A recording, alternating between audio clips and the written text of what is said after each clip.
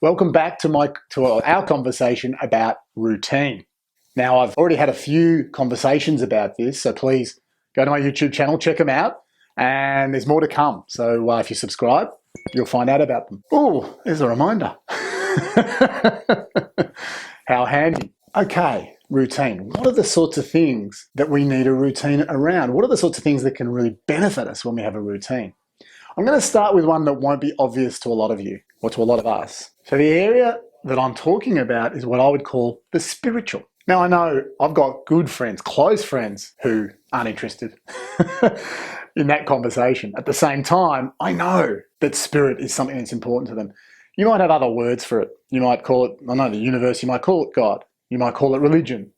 You might call it getting in touch with yourself. I don't know what you might call it.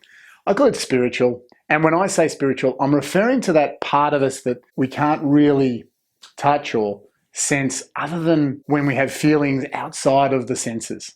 Those feelings of, I don't know, connectedness with other people on a grand scale.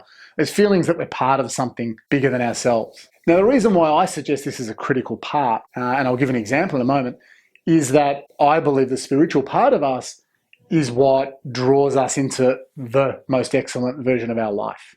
So it's the spiritual part of us. Again, with the elite performers, it's going to be their spirit. It's that higher energy that's going to draw them to compete at that extreme level. The same goes for the rest of us. Now, a great example is I know more than one successful business person, more than one person who's very successful in their life with relationships and other things.